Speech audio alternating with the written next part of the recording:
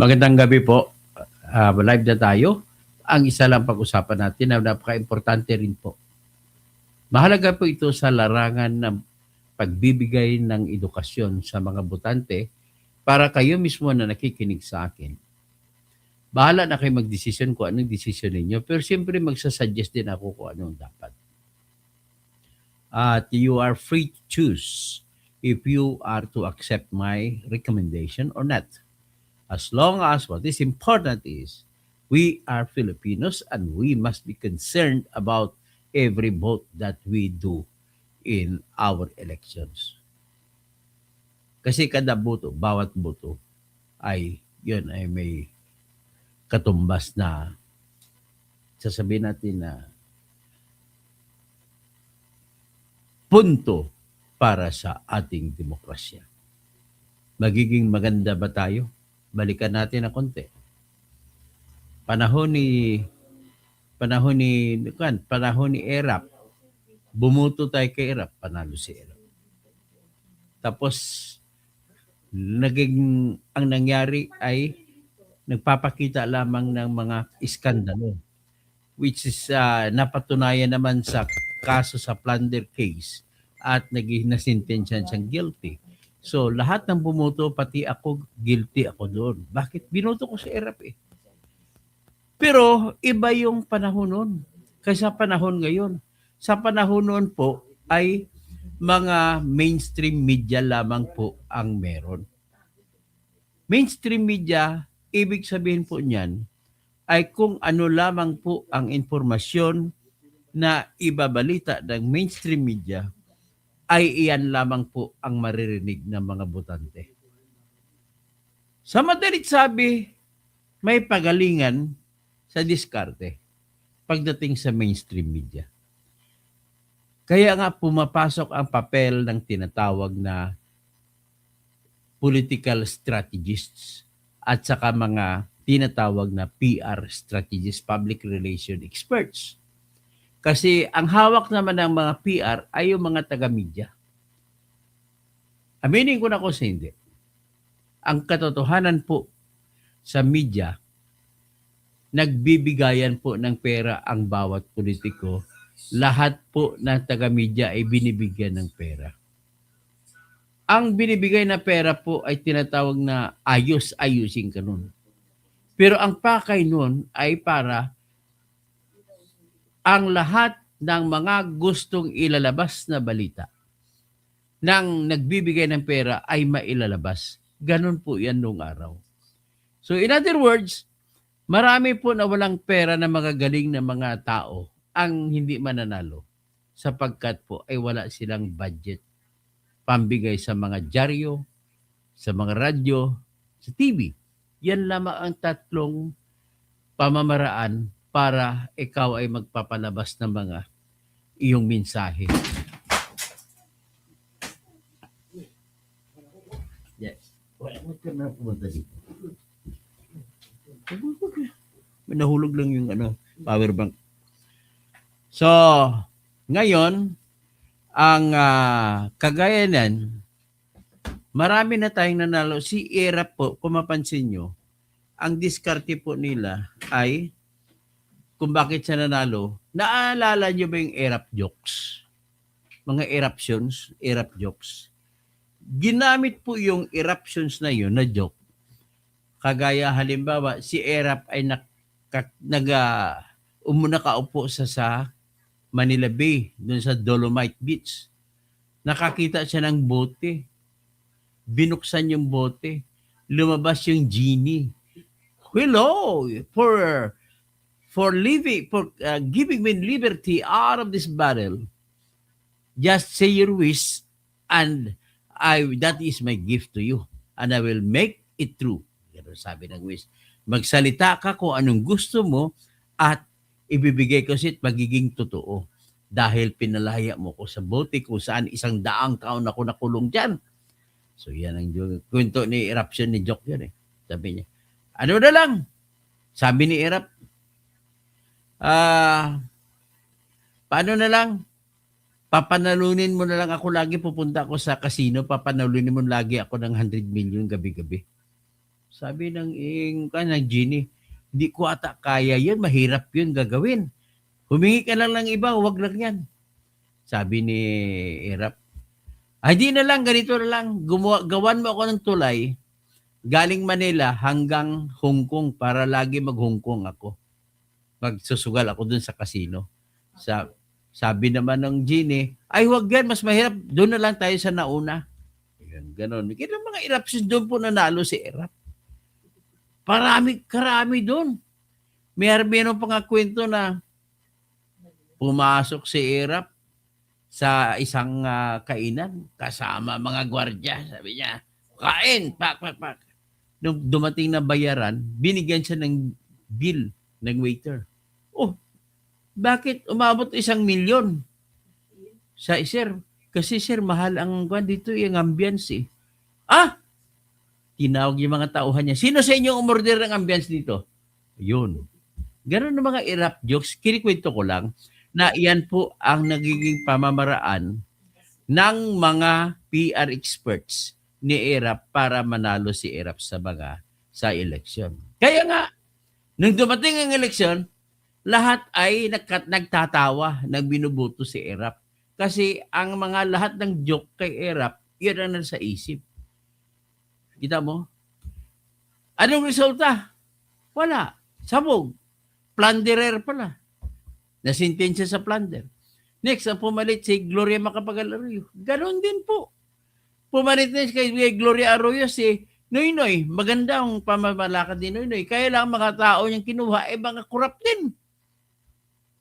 Sobra. Sa totoo lang, ang ganda na sana ng rin eh. Ang ganda ng mga birada ni Noynoy. Walang korap. Kung walang mahirap. Ganon. Problema, mas maraming mahirap. So ano ibig sabihin nun? Balik na rin mo lang. Maraming korap. Isa na dyan masasabi ko na korap. Si Josie de la Cruz. Na nilagay nila dyan sa post office. Grabe. Hindi mo masasawata. Anyway, ang isa pa, pagdating naman na kay Noynoy, sunod kay Duterte, di ba? O maraming patayan, nangyari, nagreklamo kayo. Pero, paano pamamaraan naman ni Duterte? Pagpasok niya, magaling kasi si Duterte, sa totoo lang, genius. Bakit genius? Hindi niya na kailangan ang media kung bakit siya nanalo. Ganito kasi yung diskarte niya. Wala sa pambayad sa media eh. Kinikwento nga ni Lito Banayo. Maghanap pa na sila ng pera kung saan sino magbibigay ng pera ng donasyon para makakampanya sila ng maayos. Ang ginawa ni Duterte, pagpunta niya sa Maynila, ang inumpisan nila, ginawa nila, nag-ikot-ikot sa buong bansa at nagkampanya ng federalismo. Pagdating sa Maynila, nagkataon na dito si Pope John Paul. Pope John Paul ba yun? Basta may Pope na sinundan ni Francis, Pope Francis.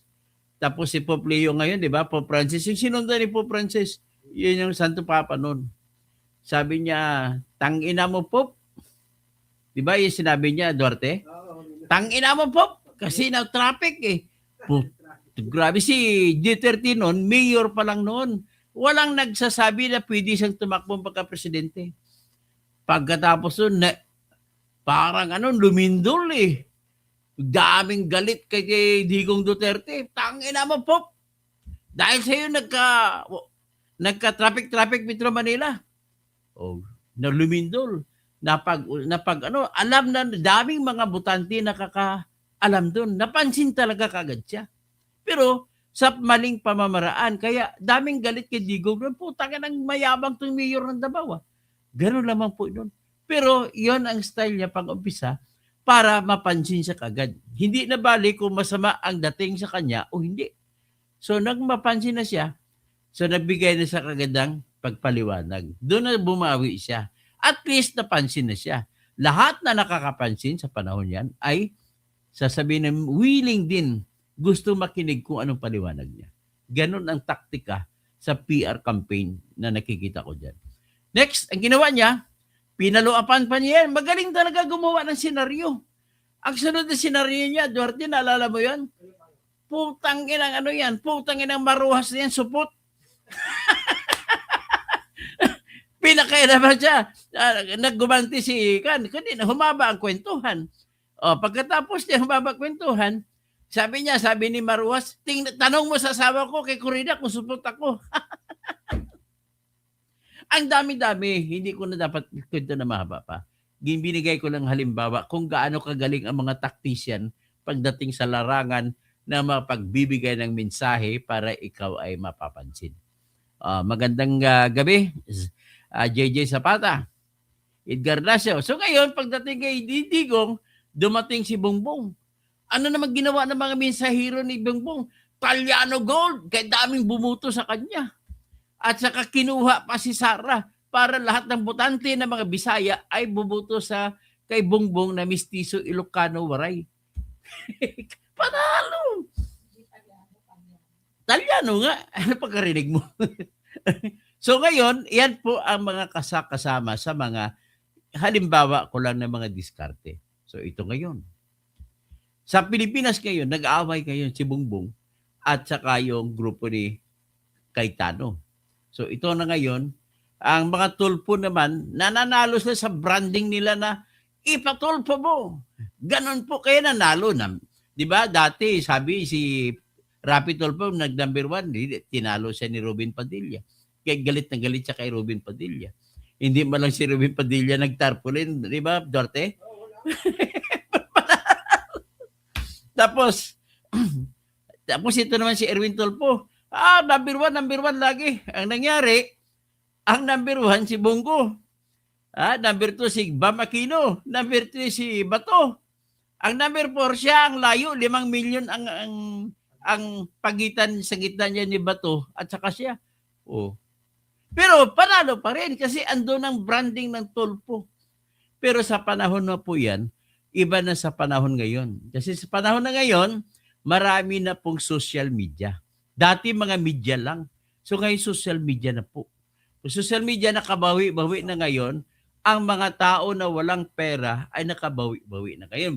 Pwedeng umangat para mananalo. Yan po sa ngayon. So having said that, ito ngayon si Tulfo, sinabihan ngayon ni Alan Peter Cayetano kasi una yan nagyabang ito si Tulfo, si Rapi. Alam mo yung pagyayabang niya, yung argumento niya nonsense. Sabihin mo, putang ina ka, parang may putang ina na pero walang putang ina. Sabi niya, kung matapang ka, Alan Peter Cayetano, dumalo ka bukas sa sesyon.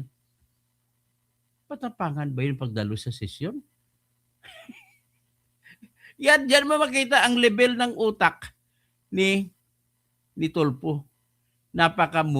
Napakababa ng level ng utak niya. Diyan mo makikita. 'Di ba? So, ngayon, hanggang diyan lang pala siya. Bakit na daming parang pumapalakpak sa kanya? Inon yun. Pero ang sagot naman sa kanya ni Alan Peter Cayetano, kung hindi ka lang Tulfo, ipapatulfo kita. Pati kapatid mo si Erwin Tulfo, ipapatulfo ko rin. Ang galing mautak talaga, matalino talaga ito si Alan Peter Cayetano. Hindi ko yung sinusuportahan na ibubuto niya pagka-presidente sa sunod pero nabilib ako sa angking talino niyan. Ngayon, may isang pagtalino dito na hindi nyo na obserbahan. Kakunti lang ito naka-obserba. Isa na ako sa una nakapuna niyan. Sabi ko, inunahan kasi, binigyan siya ng ideya ng itong mga minority. Ang ginawa ng minority, noong araw na Biyernes, na magbubuto-buto sana kung papalitan ang alituntunin sa pagdadalo sa sesyon kung pwede video conference ang mga nakakulong na senador, ay nag-walk out kagad ang mga minority. So walang quorum. Mabait pa rin naman sila ni Marcoleta at saka ni grupo ni Loren Legarda at saka ni Alan Peter Cayetano. Hindi pwede sila mag-motion na ipa-aresto sila sa OSA Sergeant at Arms. Pero hindi na nila pinilit yon. Bagkos, nag-adjourn na lang din sila. Sa motion ni Joel Villanueva, adjourn na lang para for next Monday. Yung next Monday na yun, iyon yung May 21 ba yan? Ano bang petsa yun? Basta, yung Monday na yun. Ang nangyari, May 31. May 31 ba inaresto si Jinggoy? Titingnan ko yung kalendaryo ko. Medyo nawala ako sa kalendaryo ko. Tingnan ko, itong kalendaryo. Basta Lunes na araw 'yon. Lunes na araw. Di, June 1. No, June 1. Okay. Kahapon. Kailan kahapon ba inaresto? Okay, pinagliban daw June 1 na lang ang session. Nangyari nung June 1, yung pala, tinrabaho mula ng Biyernes, tinawagan si Jinggoy ni Lisa Marcos. Jinggoy, kakampihan mo ba yung grupo ni Tito Soto? Kung o di kaya kung gusto mo ipalabas ng warrant of arrest. Hindi naniniwala si Jinggoy doon, pero sabi ni Jinggoy, talagang nilabanan niya, hindi niya tinanggap ang hamon. Hindi siya lumipat sa kabilang bakod. Bagkos na natin siya. Kaya nilabas ang warrant of arrest ng Lunes, June 1. So yung June 1, magsisesyon sana sila para pagbuto-butuhan kung ang nakakulong ay pwedeng bumoto sa sesyon. Adios, Patria Adorada. Rehiyon del Sol Quereda. At inaresto ngayon si Jinggoy. At bago sa arestuhin, nalaman niya, nilabas yung warrant of arrest. Nag-press-con muna si Jinggoy. Pagtapos ng press-con, ando pa pumapapil pa itong John Vic mga diputa. John Vic Rimulya. Anong ginawa niya? Arestuhin. Sabi na nga huwag kayong umaresto sa loob ng Senado. Sasamahan namin kayo sa labas. Dalhin natin si Jinggoy sa labas. Doon nyo sa arestuhin. Mabigat ba yan, Mr. Rimulya? Ang yabang mo. Pag dumating pagsisara ng presidente, lahat yan, ipinag-iipon na lahat ng ginagawa ninyo. At hindi nyo mapipigilan na pagiging presidente ni Sara. Kasi wala na po, hindi na namin pinapansin yung impeachment na yan. Ano na lang, pinoproseso na lang yan, matatalo na rin kayo dyan. Pero ang pinakasentro po ng bagyo sa ngayon, itong Blue Ribbon Committee. So ngayon, dahil Blue Ribbon Committee, iyan ay ipaglalaban nila ni Alan Peter Cayetano yan. Okay, ito na. Noong June 1, sinamahan, hindi natuloy yung sesyon ng araw na yon. Kasi nga, dinamayan ni Amy, ni Marcolita, ni Alan Peter Cayetano, at iba pang senador, si Jinggoy, sinamahan papunta doon sa CIDG. At sumuko at naaresto si Jinggoy Estrada at nakulong siya. Sabi nga niya, ang hirap ng unang gabi ko sa jail. O, di ba? Unang gabi, first night, lagi sa bago mag-asawa, yan ang unang gabi, ang pinakamahirap, di ba? Parang may first night di ba? The hardest night, sabi niya. Pero anyway, what is important here is, kinabukasan, hindi naman natuloy ang hearing. Gumanti ngayon ang grupo ni Alan Peter Cayetano sa ginawa ng minority. Ang minority nandun, walang sesyon. Hindi sumipot ang mga majority, mga grupo ni Alan Peter Cayetano. So, namimi sila, nakatingin sa wala. Yan po ang nangyayari. So ngayon, umabot na ng hapon, umuwi na rin sila na mga grupo nila ni Erwin Tulfo. Pero bago ako magpatuloy ng aking diskusyon, nais ko muna pansinin. Itong si GB Ercito ay tinraidor niyang kanyang kapatid na si Jinggoy. Si GB Ercito po ay laging kasama ni Boying Rimulya sa executive session nila na programa sa DWIC. So yan, tinraidor niya kanyang kapatid. Kung tinraidor niya, nakayanan niya, traidorin kanya sariling dugo, how much more for us Filipinos who are not even related to the Estradas? Ganon ang nakikita ko dyan. Dalawa magkakapatid pa kayo. Para kayong si Abel at si Cain. Para kang si Cain na nainggit kay Abel Dahil ang Diyos ay nakatingin lamang kay Abel, pinuri si Abel. Ikaw naman Cain at hindi tinanggap ang iyong ginawa na regalo. Hindi tinanggap ng Diyos, pinapatay mo si Abel. Parang ganon ang papel ngayon ni GB. So next, ito pa rin, lumabas pa rin itong si Zuberi. Kaming mga taga Mindanao, wala na po kaming gana kay Zuberi. Hindi siya makatikim ng kahit isang buto galing sa amin. Maswerte ka, hindi ka na pwedeng tumakbo na pagka-senador. Ha? At antayin mo 3 taon bago ako tumakbo? Never, never again. Zuberi, never again. Alam ko Ilonggo ka, kaya hindi na maliwat Toto Miguel Zuberi. Puli ka na lang to sa Bacolod, kag magpiko, kag magpala. Mr. Zuberi, hindi ka naman original na taga Bukidnon eh. Taga Bacolod ka eh. Naalaala ko pa noon na dinaya mo si Coco Pimentel sa Butuhan. Nagrarally pa kami para kay Coco Pimentel. Pero ngayon, parang wala na akong gana sumuporta kay Coco Pimentel. Binenta niya na rin ang kanyang prinsipyo. Yung kanyang asawa na pangalawa ngayon, na yung pinalit niya kay Jewel Lobaton, ay inappoint pa ni BBM na ambassador. Asa ka pa. So ganun po ang mga inyo man nakikita mga opisyal ng bayan ngayon. Ngayon nakikita natin sa media yan, sa social media. Pakinggan muna natin itong drama sa gitna ni Tolpo at saka ni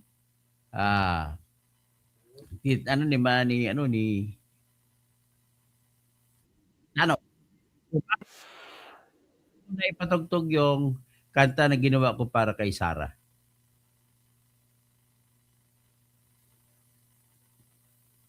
Sara, Sara, wala nang iba.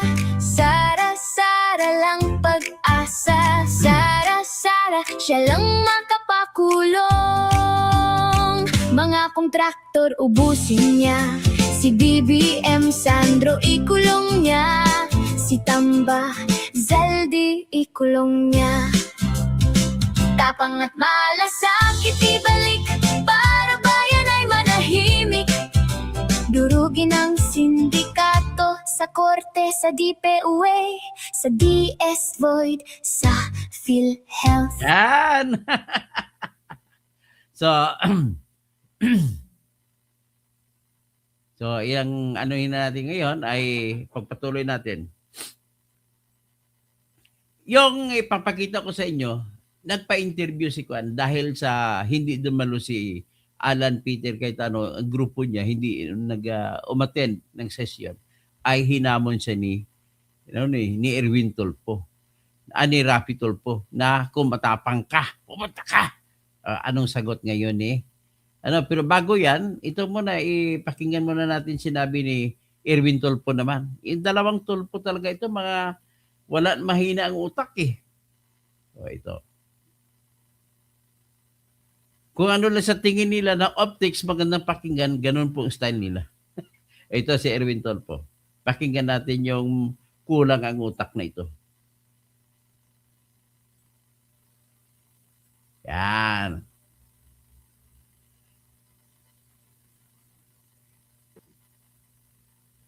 Uy. Pwede siguro, pero sa tingin ko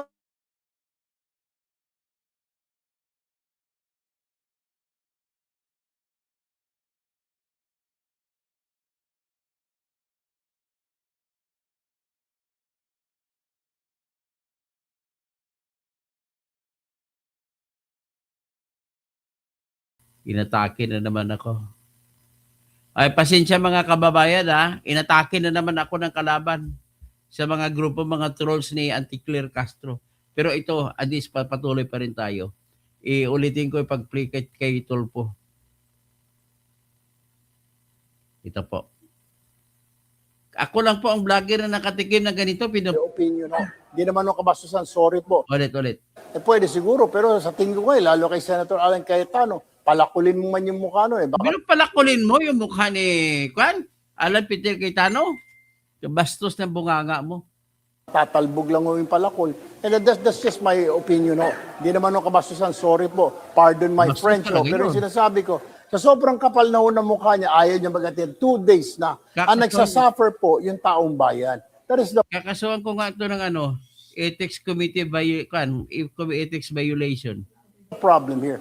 Kaya nga po, panawagan ko sa kanya, and I'm sure he's watching, and I'm sure magla-live na naman siya mamaya dahil vlogger na po yata si Senator Cayetano. SP Cayetano, parang awa mo na, pumasok ka na bukas, 10 ng iyong mga kasamahan para magkaroon po tayo ng quorum. Bago man lamang tayo magsinadihan, ipakita po natin sa mga kababayan natin na mga senador tayo, professionals po tayo, wala po tayong tinatago, hindi po tayo nagtatrabaho dito para sa ating mga sarili, para sa pamilya, para sa business interest ng ating pamilya, para sa grupo, political party, o para sa isang tao na we're Ayan, ang tawag ng mga Cebuano dyan, but. But. Ha? Bakit but? Ito. Alam mo talagang totoo dyan, gusto niya magkaroon ng session para kung may session na, tatayo ngayon si Tolpo. Si Erwin Tolpo. Mr. President, I move to declare all the committee positions vacant. Putang ina. Bakante pati Blue Ribbon Committee. Papalitan nila.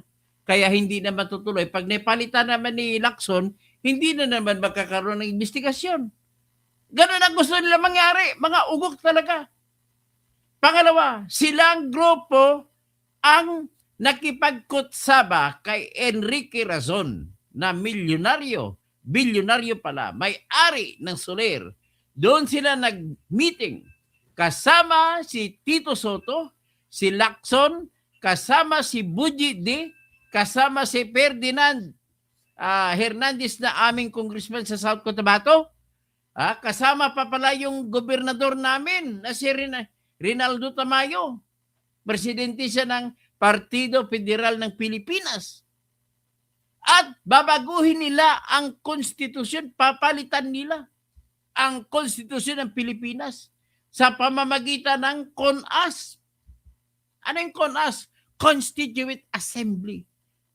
Yan ang palag-angkuhan ninyo, gusto nyo mangyari. Kaya papalitan nyo si Cayetano para kung makuha nyo na majority, magmumusyon lamang kayo at sasali kayo sa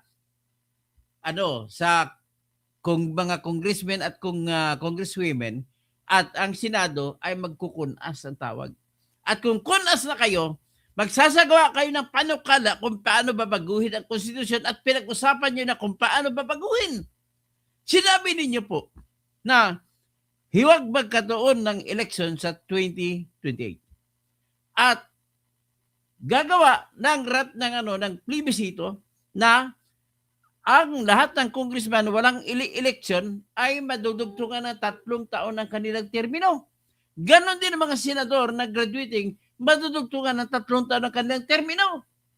At para magkaroon kayo ng tinatawag na justification sa mata ng tao na parang tanggapable din sa mga tao, ay papalitan niyo, gagawin niyo na ang paghalal ng mga senador ay gagawin niyo na by region.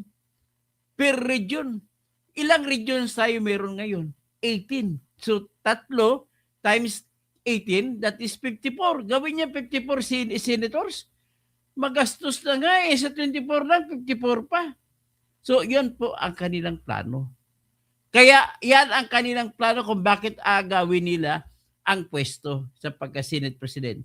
Pasalamat naman tayo at matalino si Alan Peter Cayetano. At hindi nila ibibigay. Ngayon, inunahan nila ng boycott, ng walkout, yung May 29. Nung June 1, ang nangyari din, hindi na rin nag-attend ng session ang mga majority na grupo nila ni Cayetano. Tapos kanina, June 2, hindi rin umattend. Nauwi naman sila sa nga. Ngayon, hindi magtutuloy ang session kung wala ang majority. Bukas, ayaw din. Mamaya, ayaw na rin ni Cayetano na dadalo. So, ibig sabihin, hindi magkaroon ng session. Ano ang iniiwasan ni Cayetano? Bakit ayaw niya mag-session? Ganito po yun ang katotohanan. At kung magkaroon ng sesyon, karapatan kasi ng mga grupo ng senador na mag-motion na ideklara na bakante na ang posisyon ng lahat ng committee sa Senado. At kung ganun mangyari, ilalagay nila kung majority sila kasi natanggal na si Jinggoy ay 11-11. Ang sa 11 na yan, kasama si Senate President, magiging presiding officer. So 10-11 ang boto. Talo ang majority sa botohan. So mababakante, papalitan pati si Marcoleta, tanggalin sa Blue Ribbon Committee para hindi na matuloy ang investigasyon ng bayan. Ladies and gentlemen, wala pang ibang pinaka-importante sa Pilipinas sa ngayon. Hindi po mahalaga yung impeachment na yan. Total, talo na yan sila dyan. Wala nang kapanalo yan. Alam naman natin ang dulo yan. Kung hindi kayo mananalo, kailangan nyo kasi 16 senators.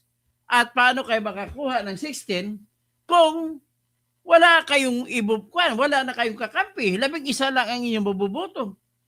Yan po ang katotohanan. Kaya, iniiwasan ninyo yung tinatawag na flood control project investigation kasi kayo ang matatamaan. Lalo na ikaw, Erwin Tulfo. Malalabas ngayon ang mga brave 18 na soldiers. Dadala sila po ng mga video pa ng iba, litrato pa ng iba, para mapatunayan na totoo yung binibigay na pera kay Tito Soto, sa iyo, kay Dilima, kay Janet Karin, sa lahat pa ng iba. Ganun po ang mangyayari. Kaya yan ang niwasan nyo. Kaya sa patutsada yan, titingnan mo, patapusin muna natin si Tulfo. We're here to work for the entire nation. Kahit na po ikaw ay Duterte supporter, Marcos supporter, kung wala kang sinusuportahan, magtrabaho po tayo, gumawa tayo ng mga panukalang batas. Let us pass laws for the good of everyone. Kunwari lang last pass laws. Ang target nyo talaga, agawin yung mga committee. Kunwari ka pa. So, ngayon, kung gano'n, Tungkol naman doon sa pupunta dyan sila ni Alan Peter Cayetano. Senate Blue Ribbon Subcommittee, sabi ni SP Cayetano, tuloy na tuloy ang pagdinig nila kahit wala pang minority representation. Pero pwede raw dumalo ang minority bloc doon. Ano po ang inyong reaksyon dito? Takot sila dyan. Wala po kaming pakialam doon, hindi gustuhon niya. Sige po, hindi po namin haharangin. Kunwari ka pa. Yan ang kinatatakutan nyo kasi babagitin at maglalabas ng ebidensya ang mga Marines sa nangyayari na pagbibitbit ng balita sa inyo na pagdadala. Lalo sa iyo sa Green Hills, 6 na maleta, tag 30 million, 6 times 3, 180 million po yun. Mabili na Coke Zero eh. May barya ka ba? May barya ka ba? Kulang itong pera.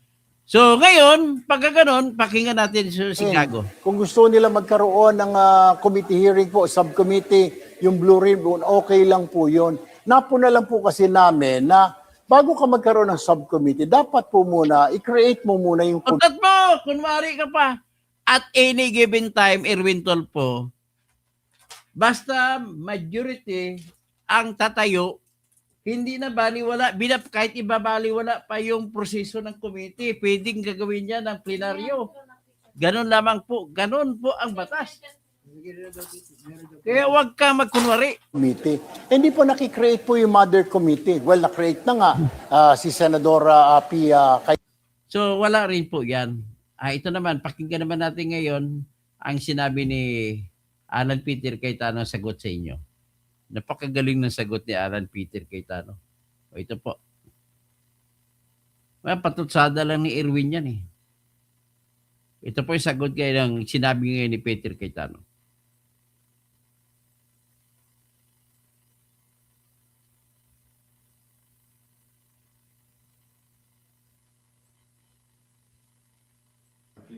There are also issues facing you.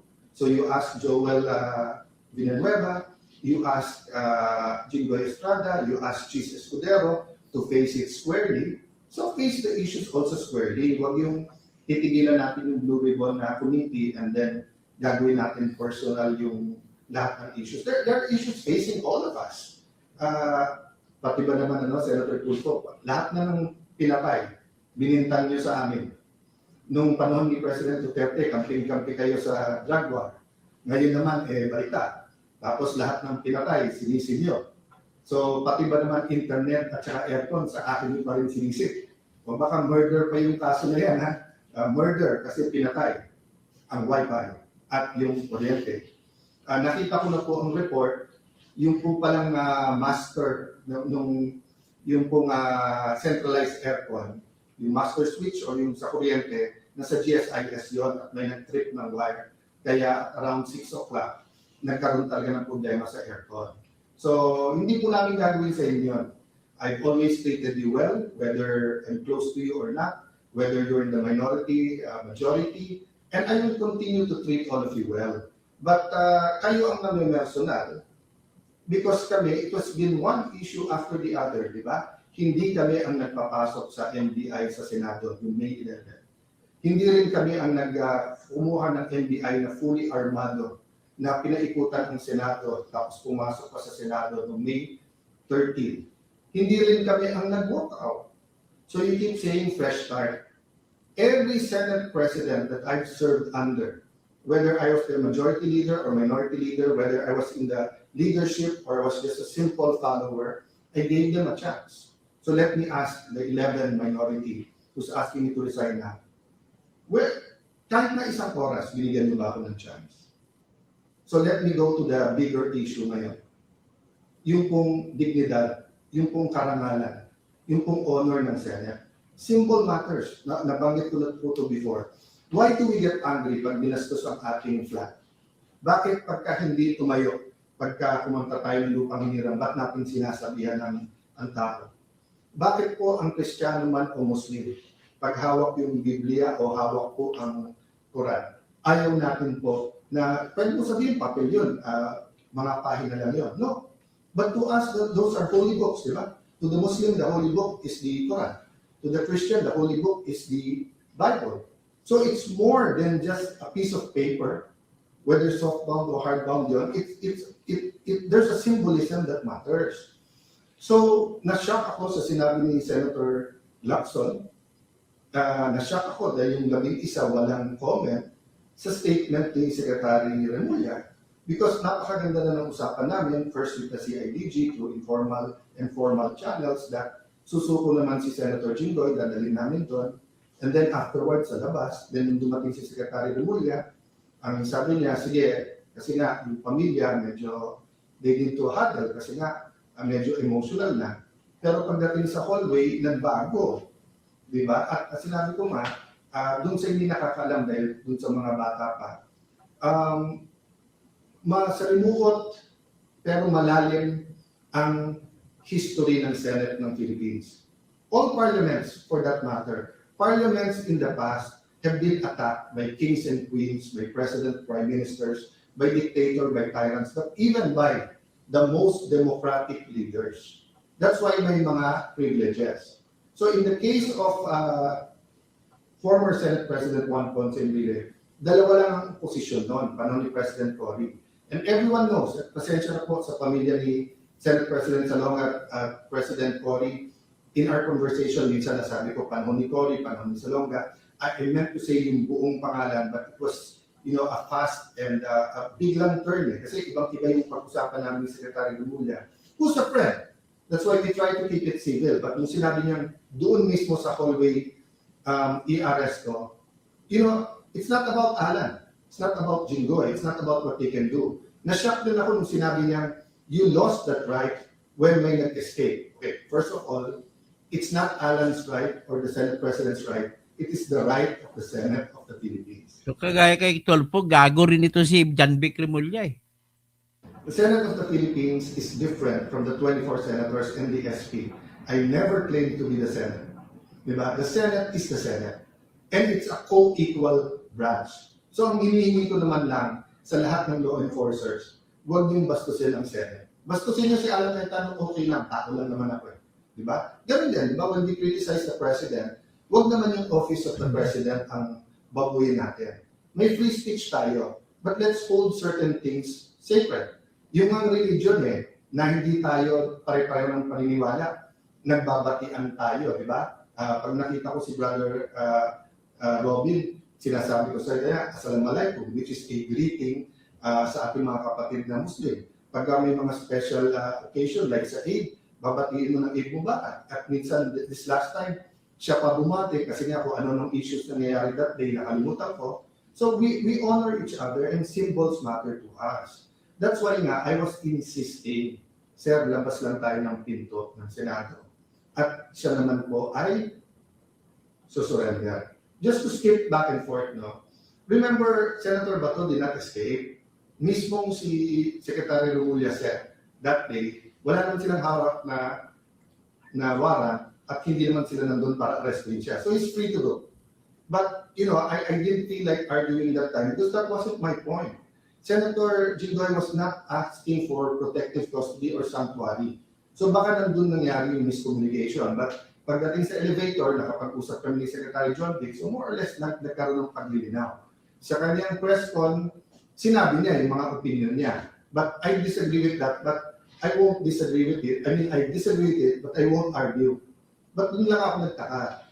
Senator Lacson may sinabi pang mabigat, yung iba, wala man lang magsalita. Si Senator Win, gusto maging Senate President. That would have been his chance. Umakyat, minority, majority, at sabihin, Sen, hindi issue si Jinggoy. How you respect the Senate premises and how you will process his arrest is more important to all of us. That's why I was emphasizing, marami akong pwedeng gamitin na example. Bakit ko ginamit yung sa the great statesman and the great Senate President Salonga? Because Senate President Salonga was put in jail. He was injured in Plaza Miranda. Former Senate President Enrile, he wasn't Senate President yet then, was Minister of National Defense. He issued some of the arrest orders. And despite na halos kahit anong gawin ni President Cory noon at kahit anong sabihin kasi talagang sa tao sobra yung pagmamahal, ano sinabi ni Senate President Salonga? Not here. Tapusin niyo yung sesyon. Pasalitain niyo muna. Sabi nila, hindi kasi pagka below 6 years, pwedeng doon. Yung kung kinasok kay Senator Enrile na rebellion complex with murder was non-bailable. Diba? So yun po ang pakiusap ko. Huwag natin idamay yung mga institusyon, diba? DOJ, Ombudsman. We'll have issues with who holds the office. But we have to be mature enough, rational enough, professional enough to protect the image, to protect the dignity of these institutions. So sabi ni Senator Lacson, ng minority, hindi daw nila pinipigilan po yung hearing sa Thursday. But if you look at their statements, isa na lang makuha nila o mabawas sa amin, they can get the committees na. Now, whether sila nagsabi niya o yung unofficial spokesperson. I received a letter today from Senator Lacson, belated happy birthday. Sabi niya, I greet him every year kasi ka-birthday niya, ang mom ko, at ka-birthday niya, then si dating governor at ngayon vice governor Singson ng Ilocos Sur. So magkaka-birthday yung tatlo, kaya natatandaan ko pareho. So kahit na magkaiba kami ng opinion, binabati ko yung parate. So sabi po ni Senator Lacson, this refers to the notice of the 9th hearing of the committee, of the Blue Ribbon Committee. But the last paragraph, second to last, I raise this matter as it is determinative of how the committee can legally constitute a quorum, entertain motions, or validly ask questions during the scheduled hearing, among other concerns. So tinatanong niya kasi kung constituted na dahil wala pang mga membro yung minority.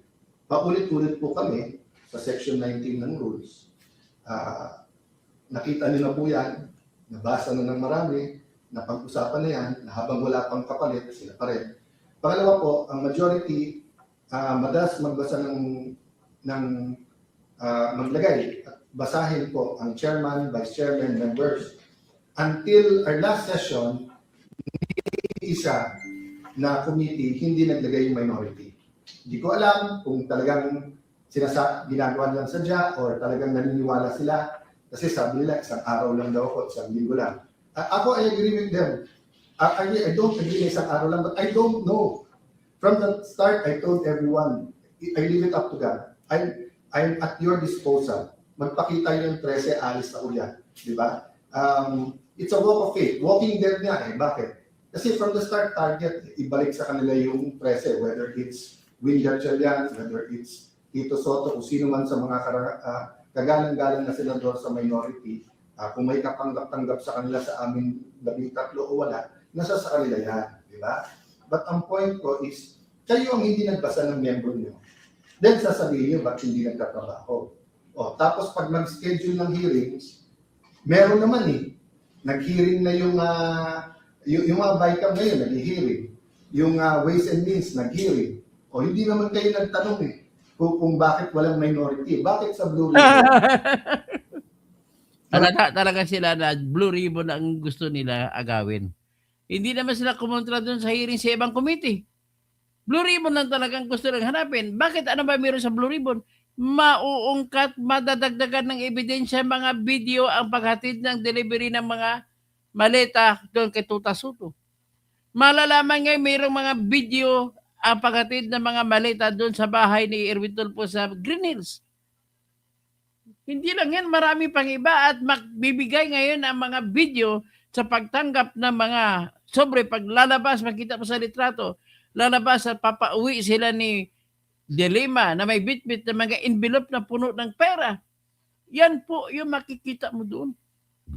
Kaya takot na takot sila sa Brave 18 na hearing. At makikita doon ang mga video kung saan nagpa-selfie pa si Sandro Marcos nang maghatid ng maleta sa Paway, Ilocos Norte. Ganon katindi. Naintindihan nyo na ngayon kung gaano importanteng hearing na yan? So, ang importante dito, lumabas yung totoo. Kaya nga inimbita na lahat ng miyembro ng minority, lahat kayo welcome. Napaka-importanting hearing ito. Sana hindi isang hearing lang. Napakaraming ibang issue. We have to tackle it one by one. Yung po sinabi nila tungkol sa hospital bill, no?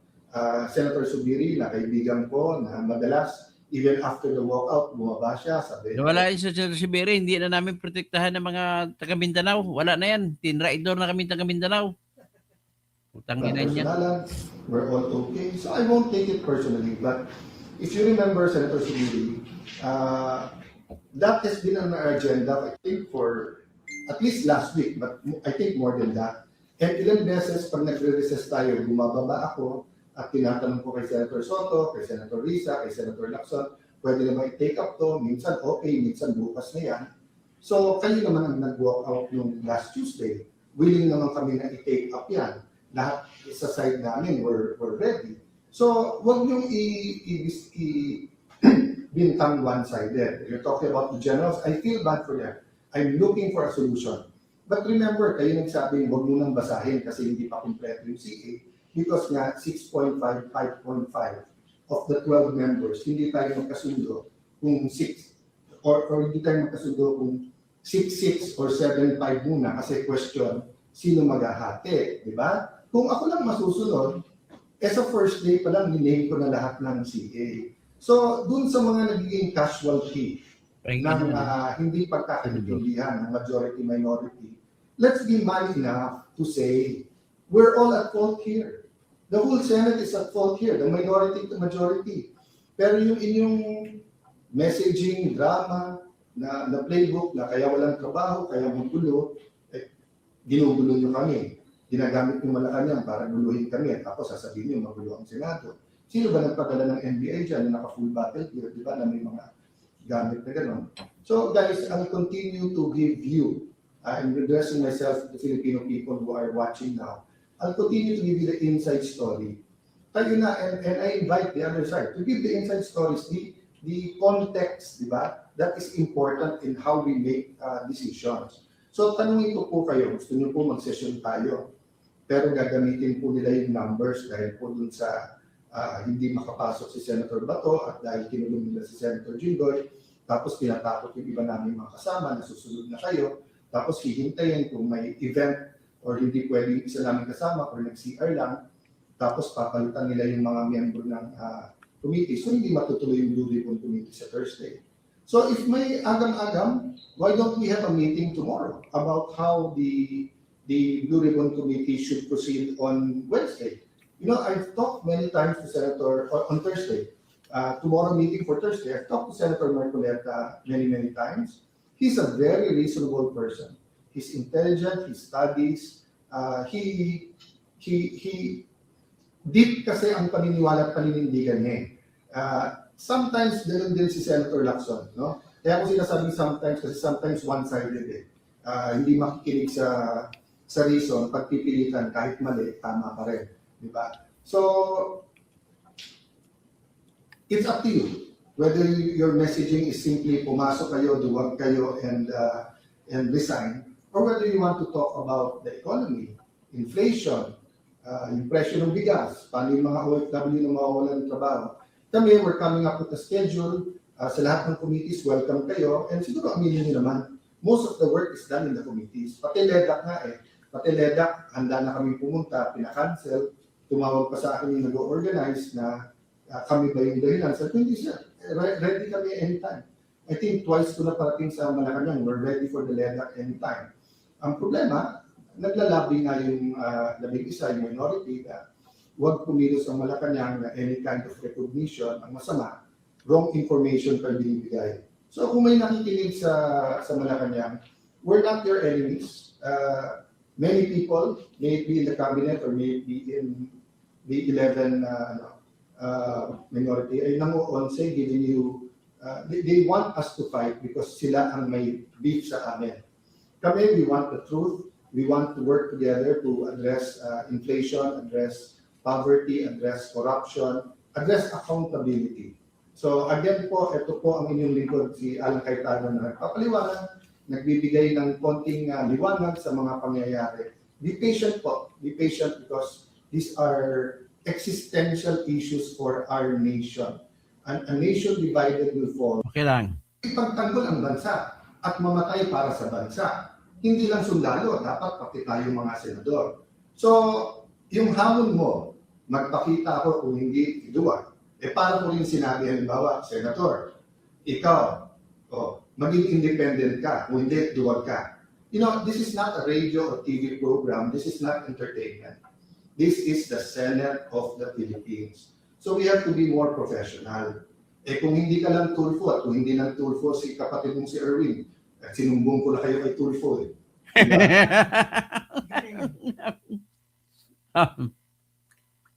Yan. Nakita niyo ang kagaguhan ng mga Tulfo. Isa na naman target nila. Makukuha nila ang committee Blue Ribbon. Nag-hearing si Loren kanina sa kanyang committee. Wala man nang nangagaw. Ibig sabihin, ang gusto na gawin yung committee on Blue Ribbon kasi flood control ang pag-usapan. Nakakahiya naman kayo. Kaya pala, nagpalabas ng sulat si Pia Cayetano doon kay Attorney Libby Baligod. O sige, binabawi muna naming imbitasyon sa inyo. Huwag muna o dumalo yung 18 Marines. Kasi itong kinatatakutan nila yung 18 na Marines. So, ladies and gentlemen, natatawa lang tayo pero ang katotohanan, importante po sa akin, yung pagnanakaw ay dapat pigilan. I just want to tell you what really happened in this. Jeffrey Chudan, I disagree with you. Cayetano is the best guy here. Tapos, ganito po yan. 2023, umutang si Bongbong Marcos ng 1.33 trillion. 1.333 trillion. Yun pala, ginastos sa flood control. 2023 na budget yun. Anong nangyari? 2024, umutang uli 1.33 trillion. Halos 1 billion doon, ay 1 trillion doon, ginamit na naman sa flood control. Tapos, nung natandaan niyo siya, nagsuna siya noong 2024, nagmamayabang napagawa na po natin ang 5,500 na flood control projects. Naalala mo yung Duarte? Ha? Tapos, pagka lampas isang linggo, nagkaroon ng todo bagyo sa Bicol, bagyong Christine. Ayun, naungkat lahat ng giba, lahat ng mga flood control doon sa Bicol. Tapos, abot pa yung bagyo dyan sa Batangas, sa lugar mismo ni Jervin Luistro. Bumaha. Ito naman si Jervin Luistro. Kunwari, ginapapagamit siya na kunwari impeachment ang kanilang hinahabol. Kahit alam na nila, Duarte, alam na nila na matatalo sila sa impeachment sa Senado, pinagpipilitan nila. Ibig sabihin, gastos sa pera. Anong ibig sabihin yan? Pilit nilang nililihis ang usapin mula sa mga pagnanakaw sa flood control papunta dito sa impeachment. Yung impeachment, 125 million lang pinag-usapan. Kung ninakaw man yun ni Sara, 125 million lang. Di ba? O, kayo, papiliin kayo. Masama ba yung 125 million kumpara sa trilyon na ninakaw sa flood control? Bakit hindi umpisa ng investigasyon? At bakit hanggang ngayon si Romualdez at saka kahit si BBM, antayin na lang kasi mayroon siyang tinatawag immunity from suit. Bakit si Romualdez at saka si Saldico doon ay hindi kagad kinakasuhan? Ngayon, ang tanong ko lang ito, ayaw kong idadamay ang bayan kasi hindi ko naman alam kung ang bayan ay may gusto sa akin. May tanong si CPG, hindi na po ako bunyog. Ganito po yun. Masasabi ba talaga, Duarte, na guilty si Jinggoy sa pagnanakaw? Ang akusasyon po kay Jinggoy ganito. Nagpasingit ka ng pundo. At dahil sa pinasingit mong pundo, nabigyan ka namin ng pera sa mga proyektong ito na pinapunduhan mo na at sinasabi 600 million. Tanong, alam niyo ba kung paano gumawa ng budget? Ang pagsagawa ng budget, doon mo dapat ipapa-aprubahan pa yung kung talagang nagpasigit si Jinggoy, sino ang mag-approve? Si Jinggoy lang ba? Hindi po. Ang mag-approve dyan ay speaker sa kagana ng mga congressman at congresswoman at Senate President kasama ang chairman ng Finance Committee na si Grace po. So, ibig sabihin, control ba ni Jinggoy si Romualdez at saka si Senate President Chis Escudero para mapapasok ni Jinggoy ang kanyang proyekto? Yan ang tanong.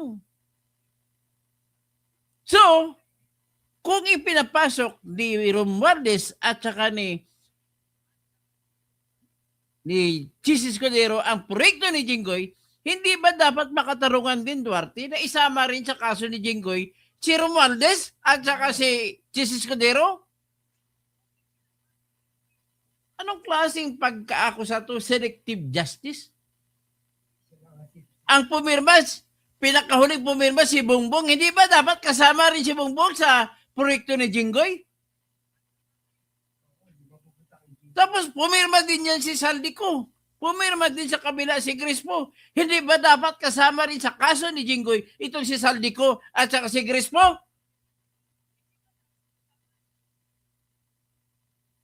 Grabe kayo. Sa totoong kwento lang, lahat kayo sa Senado, kasama pinakamalaking paningit, tawag ko paningit, singit eh. Pinakamalaking siningit na pondo, 5 bilyon kay Rapi Tulfo.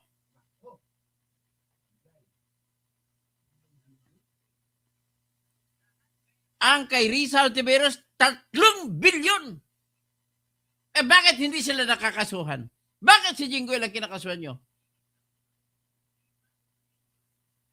Ang makasagot niyan ay si Boying Rimulya. So ginagamit nila si Boying Rimulya na isang sandata para matanggal ang lahat ng kumukontra. Di ba, Duarte? Ganun lang po.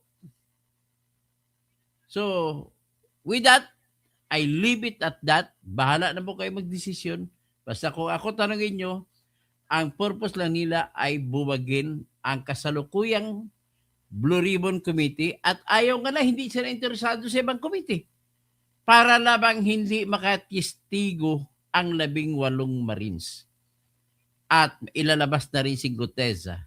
At gagamitin ang kinatatakutan nila sa lahat ay magpapadala, Duarte, magpapadala ng affidavit si Saldico galing Europe, ipadala ng affidavit at iyon ang pag-usapan at tatanungin at ipresenta sa video conference si Saldico. Yan ang kinatatakutan nila sa lahat.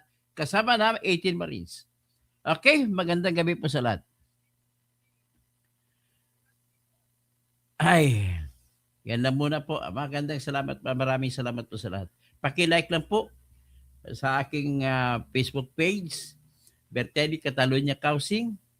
At paki-like din po, paki-subscribe din sa aking another channel ko sa YouTube. Ang pangalan ay